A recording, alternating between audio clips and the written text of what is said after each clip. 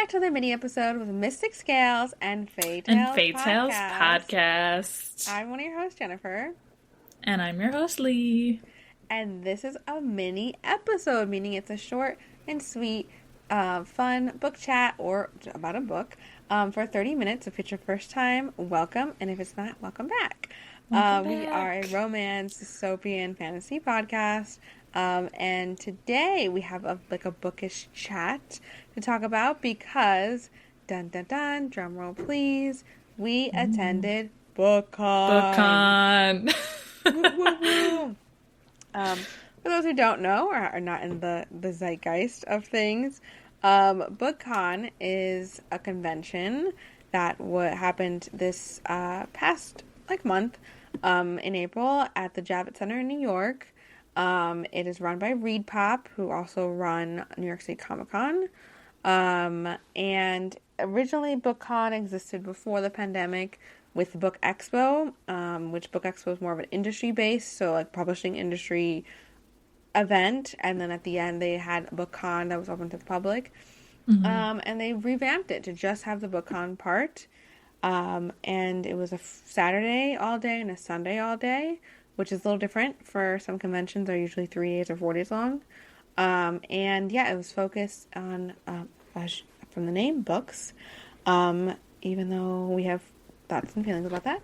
And so we attended, and we were I just want to say a big thank you and shout out to our friends Sam and Michelle, who were with us the entire time and helped promote the our podcast. As we went primarily just about the podcast. We wanted to get more listeners, more readers. So if you're here because of that, thank you.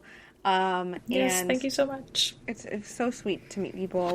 We made shirts, and we wore shirts with the QR code and all the QR code. Podcast. That we had stickers. Was too big. We had stickers that we gave out, almost all of them. We had a few left. And we did giveaways throughout the weekend as well on our Instagram. So it was really all about the podcast, and we did a lot of content, which I'm so proud of us.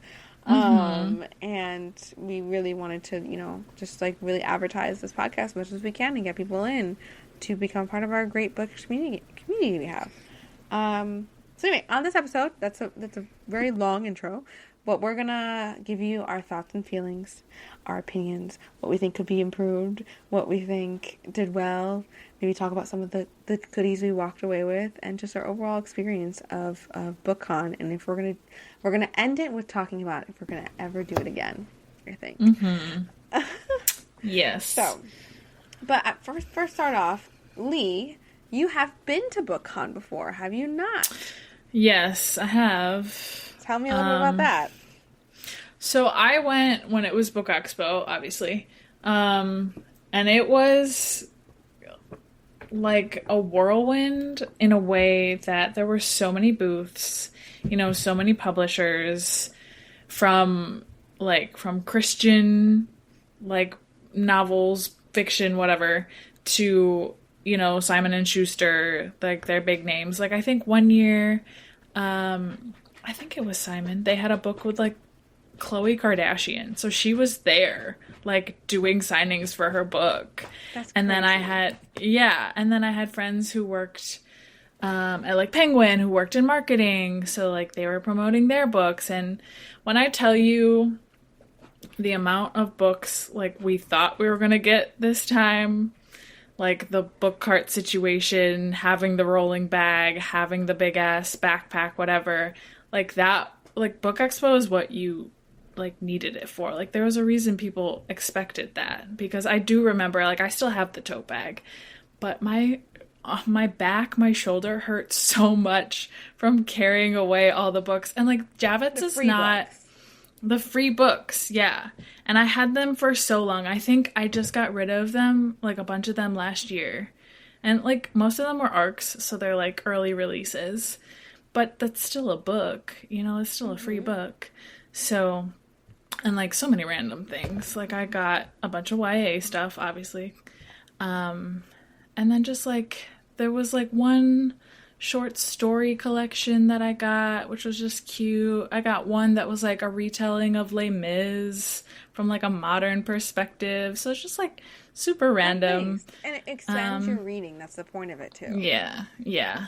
But definitely like when you say like industry focus, like that's what it was for. Was like you were going up and you were like talking to people, they were pitching things to you. Like it wasn't just kind of like a grab and go situation. Like you were invested, like to be there, like to get your badge and whatever, like you had to have a reason. So it was interesting to see them kind of like revamp it with Bookcon and like this new idea of like a fan convention, because ultimately like that's what this was. What it's been interesting since the closure of the previous one. I attend New York City Comic-Con every year.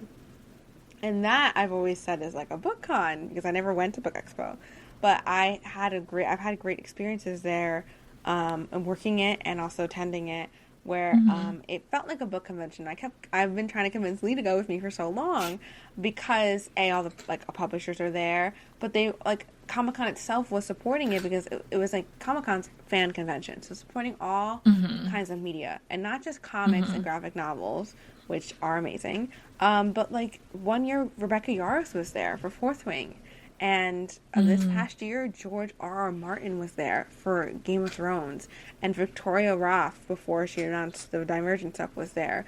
And other people were there. So, like, big authors have been going to BookCon. And they make like a whole section of it just about books and literary.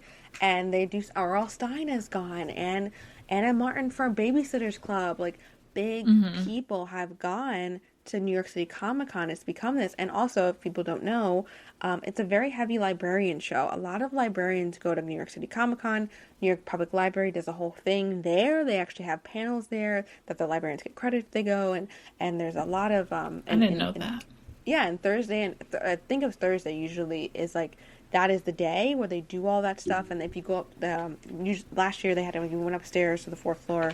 The like New York Public Library is all set up there. You can sign up for a library card if you don't have a library card.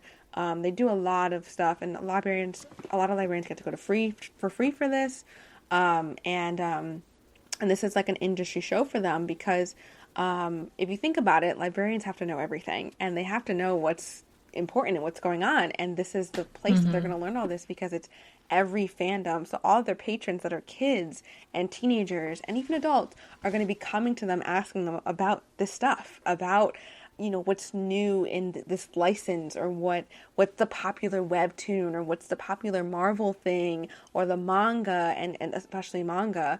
And so it makes sense that this like fan convention that has started has also become that because like librarians are always cool, and they're also like big fans and nerds, and it's amazing, but they're learning about this stuff and how they can use it in an educational setting. So a lot of it's like how to use manga in classrooms, how to use graphic novel in classrooms, how to make your own graphic novel festival, how to make your own Comic-Con. There's librarians that make their own Comic-Cons for their library branch. Actually, yeah, so it's very industry focused now, on top of the fun things. So anyway, great background for everyone who doesn't know that stuff. But I've gone there, and I've also walked away with like bags of free books, and people like, now it's getting a little more intense because I think that the bookish people that we also saw at BookCon, some of them can be very intense with making sure they get a free book because they want a free book, whether they know what the book is or not. And so, like, there is some points where I've seen at Comic-Con people are a little intense about getting in line for things, but sometimes it's not. And then, like, also, like, the last day of Comic-Con, the ticket, like, all the books go on sale for some of the publishers because they don't want to take them home. So, like, that too, like, I walked out with so many. My biggest thing was, like, one year the author of Lore Olympus came, which made sense because it's a graphic novel, and actually, like, I think that the publisher actually put money behind it, and there was like badges that were themed for it. Like, it was a huge deal about Lore Olympus. That's cool. Yeah. And they came and they did they signed. So I got all my books signed at the time because now they're coming out with more. So I have to have my whole collection signed eventually. So anyway, I think I even bought one at New York City Comic Con that was pre-signed because it was pre-signed. Oh. That I think is also just to give my background into what I also expected going into this, because you're saying you went to BookCon when existed before and you walked away with all those free books. I went to Comic-Con and I walk away with all these free books. Or if I don't walk away with free books, I walk away with like tchotchkes and I walk away with like experiences, because you can easily walk New York City Comic-Con and not buy anything. I mean, you're probably are because you're tempted, but like you could easily walk away and not buy anything because either you're getting free things or you're getting this experience with it. Like you walk and there's an interactive thing, and you walk and there's a fun thing. Like this year they had a lot of characters for some reason, which I loved. And like you walk and like we got pictures with like Hello Kitty characters. We got pictures with the Duolingo bird. We got pictures with Godzilla. like you were having fun. Like it didn't matter that like whether or not I walked away with a free bag or not, which I did walk away with some free bags. Like I had fun. I was interacting, or I was going to a booth and I was doing a little spinny thing, or you have so much fun at Comic-Con. There's so much to learn and experience. So I say all of that because this is the context of the conventions that we've experienced, and I've been to a lot of conventions going into Bookcon, and what we expected. We expected it to be a mix of it, and I expected it to be a big mix of it because it's ReadPop that also runs Comic-Con. Yeah. Like I didn't expect it to be industry focused, just from all of like, they were dropping that. Right, the marketing that we did see. And like we knew even before we got there that it really was like a more heavily like fantasy, romantasy. Like it wasn't even accommodating every kind of reader. Despite it being called BookCon. Right, which we already thought was odd. Like they were very much making a demographic, or like targeting a demographic, which is the one that's selling right now, yes. But it was odd, because then it could have just been like a romantasy convention. A romance con, like, which they have those. Right. So that was a little strange. So, yeah. Yeah, I agree with you. It was very strange, the marketing for it, especially when the panels were announced, and I was looking at what we're going to do, and that's what was odd. We were like, wow, like, it was, like you said, romance, fantasy, and then, like, some thriller. They were like, I guess you guys like thriller? Which I was sci-fi. Like, yeah. They were like, so sure, but there was no presence for nonfiction. There was just no presence for fiction, contemporary fiction to begin with. Yeah. If it wasn't romance, it wasn't there. And maybe some of the booths had those books, but they weren't the focus. And I think that's such a disservice to books in general, to BookCon. Like, the point of this is that it's called BookCon, but you do not have every kind of book there. And also, the thriller market and horror market is a lot bigger than they're saying. Like, yes, romance sells and fantasy sells, but they're not the only books that sell, especially if you look at the New York Times bestseller. That is not the only genre that sells. There are much bigger genres that sell. I mean, look at the housemaid stuff that happened. Frida McFadden was huge. And was she there? No. Was any other author there like that? No. They had Project Hail Mary there, but because of the fact that the movie just came out. Like, the fact that they even had Matt Dillon, the Crawl fantasy series, like, that was great. Oh.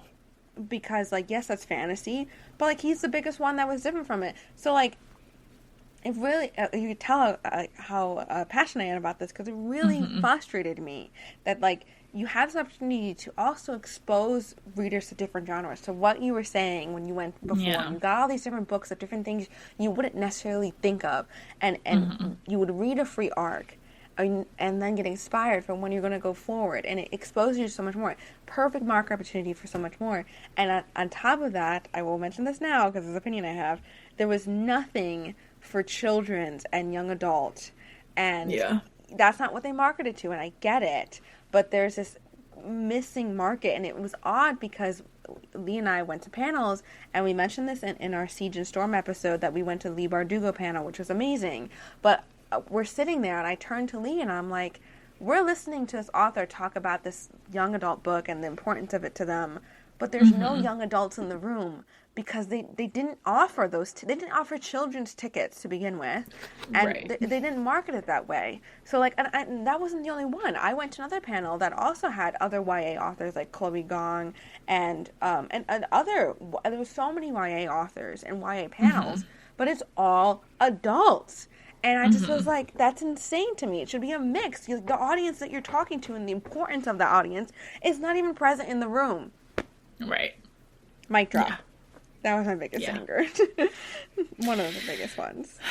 Yeah. And I mean, we know that some librarians were there because we were chit-chatting with them. So, like, there is a conduit of, like, people that will get these books to the kids. But you're 100% correct that And there was a librarian that said that to us, that said it was a missed opportunity because of the lack in reading, the need for pushing for the right to read and the importance of reading. Bookcon could have easily gone behind that and offered Kids Day and offered Kids Moment and offered kids tickets. And the publishers would have showed up more for that. Yeah. And it's also, like, even as an adult, it's inspiring to hear the authors talk. So, like, imagine, like, having that as, like, a kid yourself.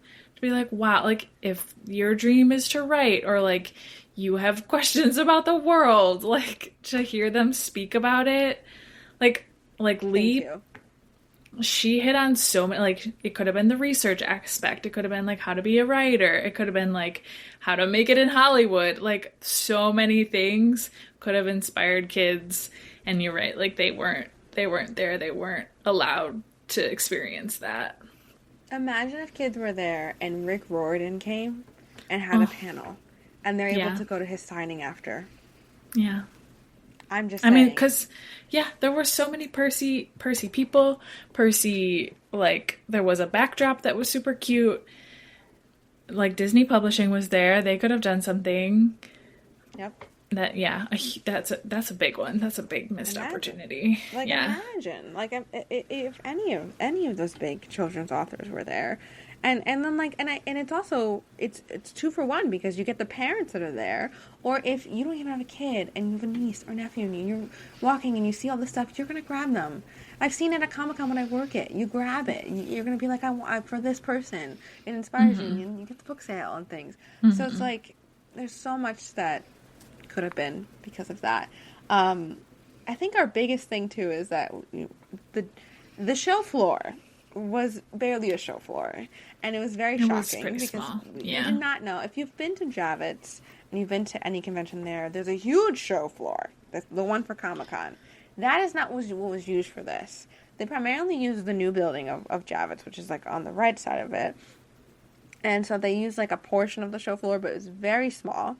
It was like all concrete. The booths were all very small. The spacing was small. It was very claustrophobic. I felt very sorry for our accessible friends because it did not feel very accessible. Right. And and because it was so tight, any kind of thing that was the publishers were even trying to do at the booths were insane because there was no room. There's no room for the line. There's no room to wrap around. It was very, very disappointing to see. And I've heard rumors that apparently the vendors were invited last minute. And I've heard rumors that not all of them, but some of them. And I've also heard that they were not told the appropriate amount of how many people were coming. So that's why a lot of situations came up where they did not have enough arcs. Or they did not have enough things because they were told it was less than what they expected, which is insane. So that feels like a part of the BookCon. That feels like a BookCon thing. Yeah, and I think that you could tell some of the publishers were not sure what the audience was going to be and who was going. Like, they didn't know what to bring. So I was like, it felt like that. And so it felt very disjointed because of that. I will shout out, we had one amazing booth. What was it? Threads? What was it called? Threads and... Oh, yeah. Kingdom of Threads, I think. I think it was Kingdom of Threads. Oh, I have it right here. Hold on. Oh, no, I don't. Wait, I have one right here. Yeah. Yeah, Kingdom of Threads. Kingdom of Threads. Ironically, this is the sticker you got me for Divine Rivals in Portland, but it's the same company. Yes, Kingdom of Threads. They're amazing. They make all this fan art stuff. They were an amazing booth. They also, I think, had more space than others, which I loved. And they had, like, their shop, but in front of their shop, they had their spot for their author signings that they had throughout the weekend. And, like, their line was easy to manage. And they also were just so kind. And they were just, like, the way that they set everything up was so smart. And that's, I feel like, how other people could have done. Where the bigger publishers kind of, like, did the things they always do, where they kind of, like, trap you in a box. Yeah. And that doesn't work in these situations where there's not enough room to get through the box. So I was very appreciative of that booth. I think that was one of my favorite booths that we visited. Yeah. Yeah. They had a good setup. What was your favorite What was your favorite part of the booth of the show floor, and then least favorite part of the show floor? Oh, um, that's a great question. Yeah, I mean, we met, God, what's her last name? Annalie Sabrana, the one, I don't remember the name of her book. Lord of the Winds. Okay. I think so. I'll double check that. The Lore of the Wilds. Lore of the Wilds. Okay. Well, first of all, beautiful art. And it sounded intriguing, so I do want to read it.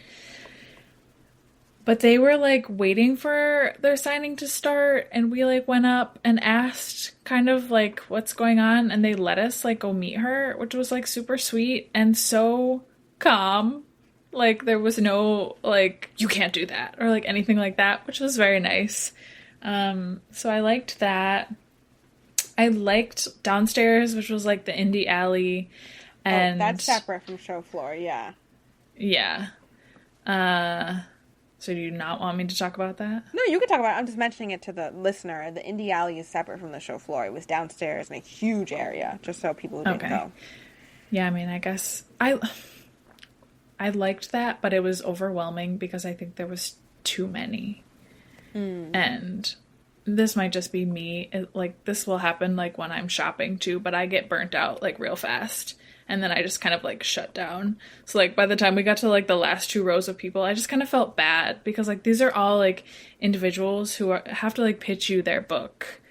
And I was like, I just can't talk to anyone anymore. Like, your art is pretty or something, but, like, I'm sorry. Like, I just can't do it. But we did meet some nice people. Some great authors.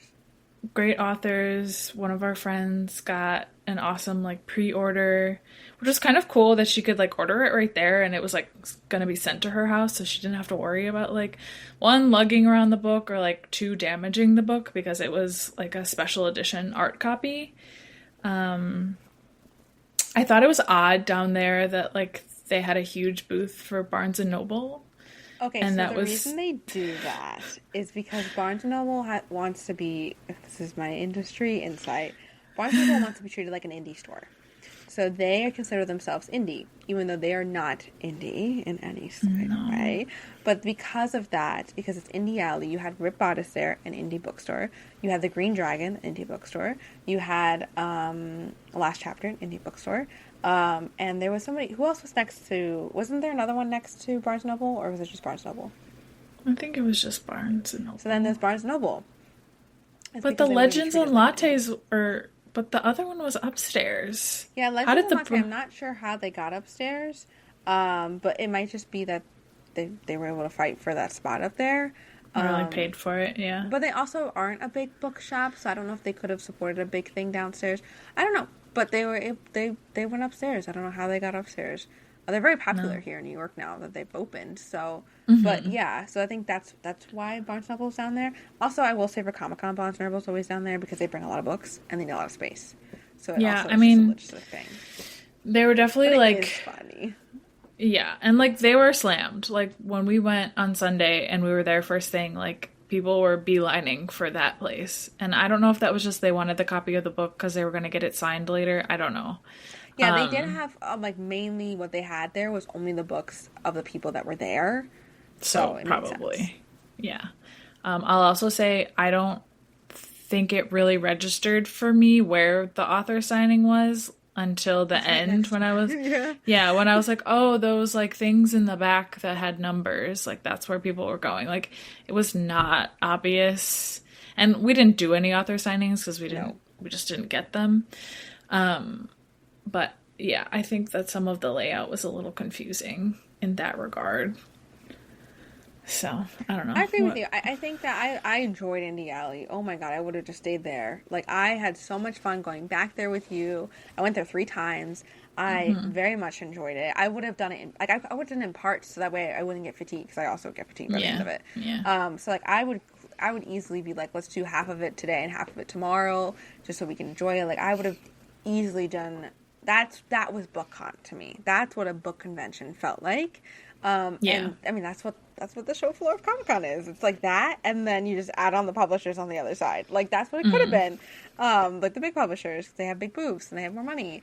But I think it was great. I went into it, I mean, I did walk away with some books from traditional publishing, but I went into it being like, I really want books from indie, A, because the author's there, you can talk to them, you can hear about their experience, it's so exciting, but B, because, like, you know, indie, I want to support them, and also, like, getting it online sometimes can be a little harder. You gotta, like, wait for the shipping and pay more for the shipping and things that make sense. They have to pay for things so you understand it. Yeah. And you're not gonna walk into your local bookstore and be able to find their books as often.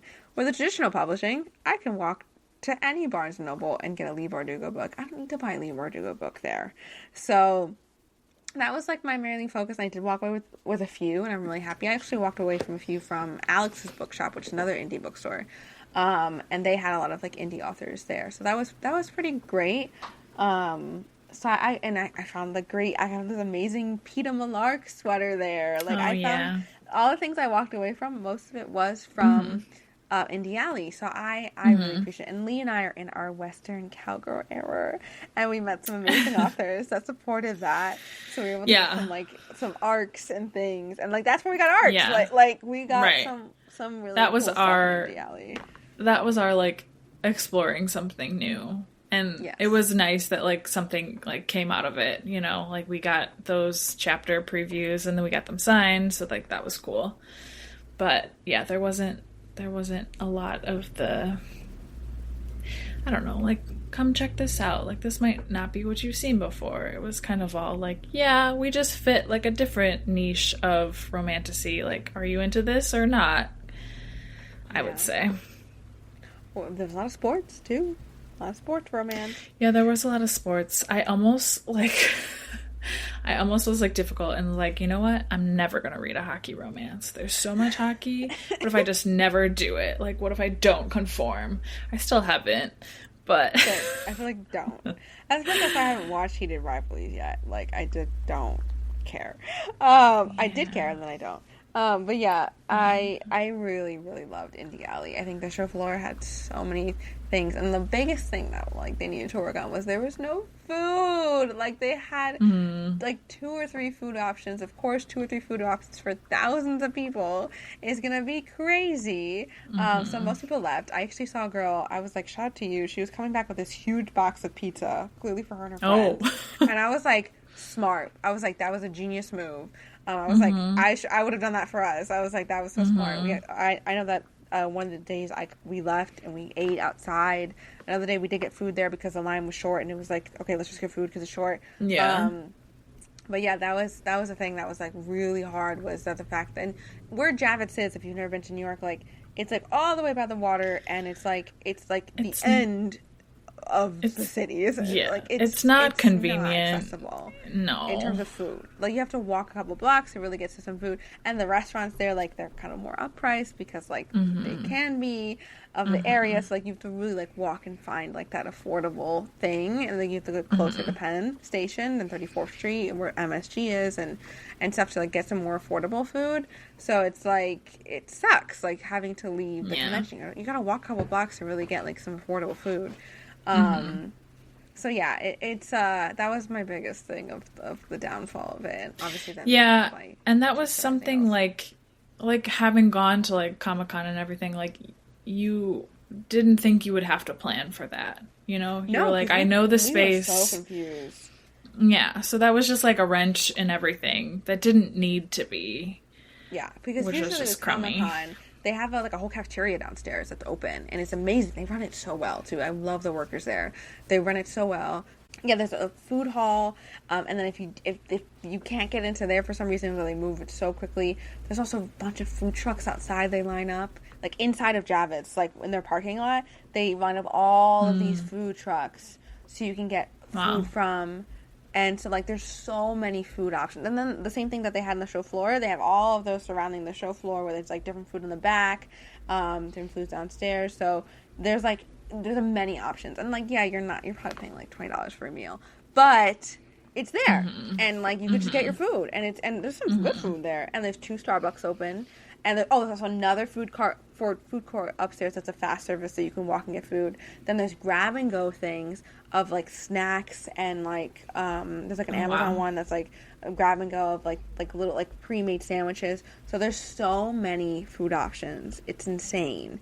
So going into this, like our friend Sam and I were talking. We're like, okay, yeah, we can get lunch at the cafeteria. Like I love the Korean spot they had there. She's like, yeah, same. Like we're gonna go there. And we like basically were like, yeah, we know what we're gonna eat. And then you mapped it out. Like, and JK, nope. the cafeteria's not open. We were like, what? You guys didn't even pay for the cafeteria? If you weren't gonna pay for the show floor, at least pay for the cafeteria. Like, come on. That was insane. Or just bring food trucks in if you didn't want to do the cafeteria. Yeah. It was so sad. So sad. There's also one entrance in and one entrance out, and that is not normal for Javits because there's so many entrances. Oh. But because I didn't buy the rest of Javits, you had one entrance in and one entrance out. It was insane. It took us 30 minutes to get in the first day because they also did not get badges. They decided to do QR codes, which in their opinion is environmentally friendly, which yes, it is. But at the same time, it makes people's wait longer because not everyone knows how to use their phone. And also because they had one entrance in and one entrance out, the entrance was next to the stairs that go up the show floor, or you're going the other way down to the other that part. was bad. So there was so much traffic. So you have people walking in, or people going across you. So of course the line didn't move for 30 minutes, and it was better. And that was safety hazard. Yeah, it was better on Sunday. It was because I think they brought people inside more. Yeah, to line them up. Yeah, it was also raining.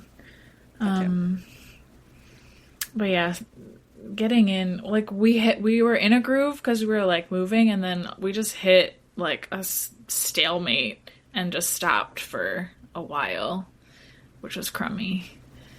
But I will say the one thing we really enjoyed was the panels. We had some great panels. That was probably the spotlight of everything. In all of this is the panels were really good, and I've heard that from other people that went to other panels. Panels were amazing this time around, which is great. At least there's that, you know. A lot of complaints about the show floor, a lot of complaints about the way things were run, but the panels were amazing. They had some great authors that we were interested in. The seating was great. I've been in a lot of those rooms for Comic-Con. They're great. They're big. There were still empty seats. You weren't packed in like sardines. They did reservations. You could sit. You could sit easily. And like they did reservations for the bigger panels, like the ones that we went to together, and which was annoying to get. But you didn't really need it in the end because they didn't fill out all the spaces for every panel. So you could have easily just walked into any panel. I'm not sure if it was like that for some of them. Like I don't know, the Project Hail Mary one like had that was probably like packed all the way. Like there's probably some that definitely were like we're capped. But all the other ones, like the ones we went to and the ones we saw, like they were very flexible, and I loved that. You could just like kind of walk in and enjoy a great panel, hear your favorite author speak, and then it was a shame that we can't like go then to a signing after, you know, and like get your book signed. There was some that you didn't need a reservation for, and you could do that, but a lot of them were like reservations, and you were like, or a lot of them were like you have to buy the book, and you're just like, well, I own the book, like I love this author, why would I buy the book again? So it's like, that sucks. But it felt like it was a great in-conversation. We saw Lee Bardugo, and then we saw a romantasy panel that had Rachel Gillig, Carissa Broadbent, Victoria Aveyard, and Scarlett St. Clair. And that was a really fun panel. And then I went to another one that was a dystopian YA one, which was great. So awesome panels. I would have just done more panels if we had time too, honestly. Yeah, there was a lot happening, especially on Sunday. We were like back to back to back, so that was tough. Like in the beginning, you had panel Sunday. Yeah, you had to like race to get your E. Lockhart. Oh my god, the thing. luck I had! Thank you, book gods. I was able to get a ticket to... So some publishers did... Penguin Random House, this is a fun fact, for every one of their events, Comic-Con as well, they do tickets. You have to go in the morning when they open the show floor to get a ticket for the signing. If you get a ticket, you can come back to their booth later and get the free signing. Otherwise, you cannot be a part of their signing. I think it's just a line management that they like to do for their big authors, or other authors, and I get it. So I was freaking out that I wouldn't get E. Lockhart because I wanted E. Lockhart because they were giving out the arc of her new book that is a part of in the We Were Liars universe, and I'm a huge We Were Liars fan, and the family I'm in, and the other one after that. I just love all of them.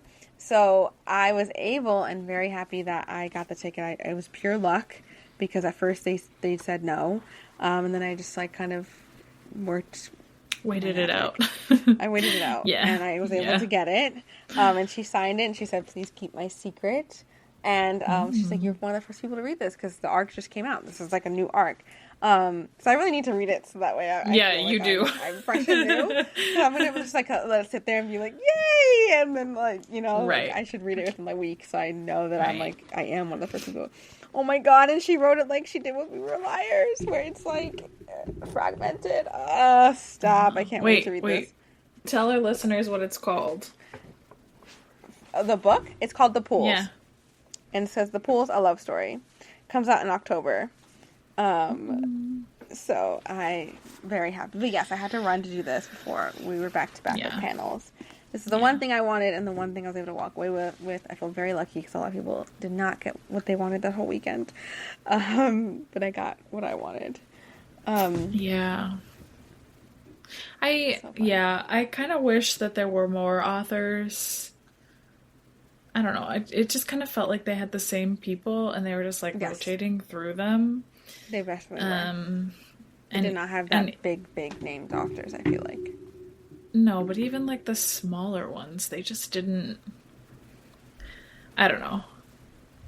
And I don't know. I just felt like it was too repetitive about like who they were showcasing, and then like the Project Hail Mary Andy Ware like was so random, and I was just like, why is he here? But I guess like sci-fi, sure, but he was kind of just like the token sci-fi Well, it was person. random because of the fact that they didn't make everything else more like diverse in their stuff. Like you're right, it was a cycle of the same people because it was a romance con, and they are cycling the best-selling romance authors. Yeah, and it also like it happened to take place the same weekend as LA Fest or whatever their book festival is called. So like I understand that like a lot were just there. Like our girl Lila Sage was there. She was. She was. I would have gone to that. Yeah, I followed her content all weekend. I was like, oh. I was so sad I would have gone to that. Yes, the LA Book Festival is also free to attend, so that makes sense. Yeah, so yeah, overall, what was your favorite thing about Bookcon, I would say? I mean, I had fun with you and Sam and Michelle. Like, it was good to just be with book people. Yeah. I loved all the stickers that I got. I kind of went in thinking I would get a bunch of stickers, so I was like happy with that. Like I didn't want to buy too many books, and I didn't. But I was content with my little lot there.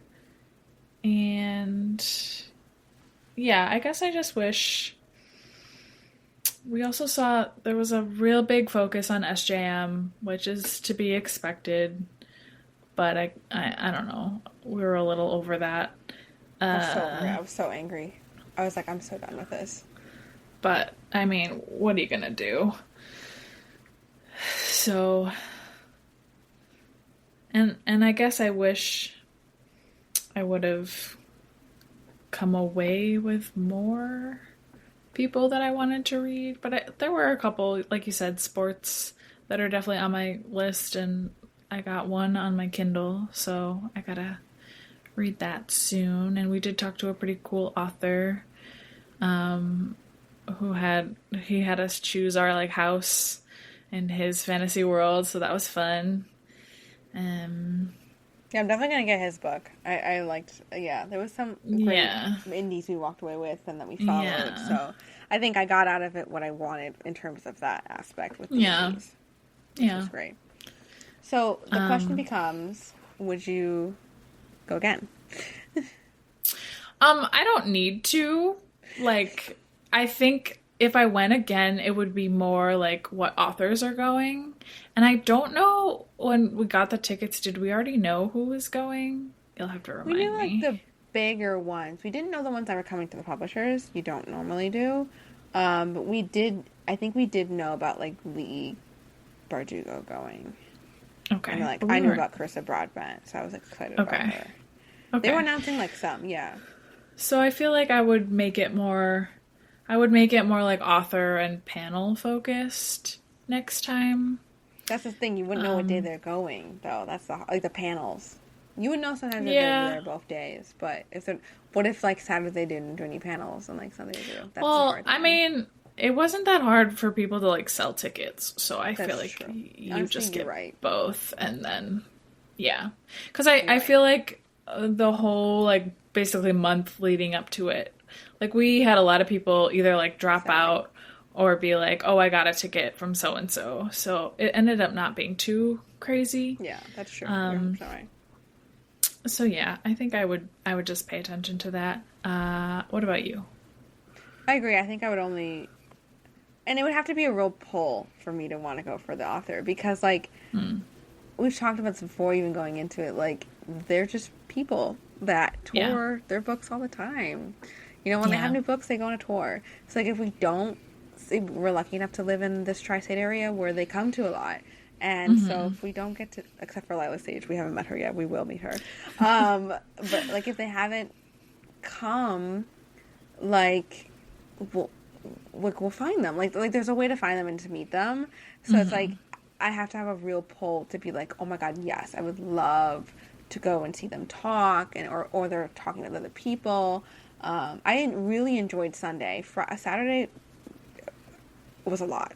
But Saturday was also really long. Like we committed to you were there until 10 p.m. So yeah, it was. That was a lot. Sunday was a lot better, and because we did panels and I did exactly what I wanted Sunday, so like that was better. So I had so much fun Sunday. Not that I have fun Saturday, but it just like it was a lot. I kind of wish we did like Sunday was Saturday. Like I would have liked more panels. I feel like to like kind of ease you into it. I don't know. Yeah, but the Maybe, better ones like- were on Sunday. Yeah, It was weird. That's just true. Because I think that Saturday, it being that long, they took a lot of those authors for signings, and I get it. Yeah, but they could switch it easily. I think they could have. Yeah, I think I would only go for like that. Like I don't, and like if I want to meet more indies, but I don't think I'd go both days. I'd go one day. Enjoy. Yeah, it. you wouldn't need to. No, If you were you just don't doing need like 2 indies, yeah. Just in general, it's like you needed 2 days. Like I didn't feel like I needed to be there 2 days. So yeah, I think if I went again, it would be like, oh, because we're all going together, we're gonna have some fun and like be book people. But yeah, it would probably only be 1 day, and just for the author I want. And I would go into the same thing I did now. Of like, if I can get it, I get it. If I don't, I don't, and it's not a big deal. So that'd probably be like the vibe. Yeah, but I thought it was like good. Like I was worried about being like overwhelmed, and that didn't really happen. So, and I know like a lot of people had bad experiences with crowds and like people's behavior. So yes, like that like wasn't great. But like personally, I was not a victim. I don't think there was one drop that I tried to do, but I was just kind of like, because I got a notification on the app, and I was like, oh, like maybe I can do this. But I like beeline for the booth, and it was very quickly like not what they said it was, and so I was like, oh, okay, like I don't have time for this. Like You're like, I don't it care. it was basically like, we're gonna announce this so that you can wait in line and maybe get a copy of the book. And here's the author signing. So it was just kind of like, oh, okay. I don't even know who this author is, so I'm all right. Like, I tried it. Yeah. So I think with expectations lower, it was okay, you know. I agree. But I think that's a wrap on Bookcon 2026. Again, thank you all for, I think it was great for us in terms of just going for the podcast and like advertising it and talking to people about it. That was fun. So like we had a great experience in the end. But obviously we have our notes for like our friend Sam was like, I can't wait till send out the survey post. Oh, right. I was like, I would write them a whole page. I was like, what you need to improve on and what you need to change and what you're missing out on and what I did like about it, and be like, change. And so I was like, same. So I'm excited to give them my full review if they don't listen to the podcast. And yeah, I think it did inspire me to be like, I want to go to other conventions with you, and I want to like do things more for the podcast and see what we can grow from that. But I wouldn't necessarily be like, I need to do it here at Bookcon. I think I would just like we said, just go back for like a fun time one day, which is scary for them trying to build a brand and trying to build a convention. I don't know how much they're gonna get from that. But yeah, I think that's our review of Bookcon. So that's a wrap. That's our takeaway. Yeah. That's our takeaway. Make sure to check out our Instagram and TikTok. We posted like the things we got, so you can see like all the goodies we got, and just for more information about it, and like our posts from it, and just so you can get like the whole vibe of it. Yeah. What we did, what the craziness was. Yeah. So follow us on Instagram and TikTok. Also follow us on Fable, where we have a book club that has 650 members in it currently. And we talk about the books we're reading, and we read on here. We're in our Grishaverse currently, reading Lee Bardugo's Grishaverse with her Shadow and Bone series right now. So make sure to check us out. Join us in the read. Join our comments, fan art, all of the fun things. Like we said, Instagram and TikTok, and also YouTube we are on. And thank you guys so much for listening to our take on Bookcon. If you went, we hope you had a great time. If you didn't have a great time, we're so sorry. I'm sorry. Next year. And thanks for listening, and happy reading. Happy reading.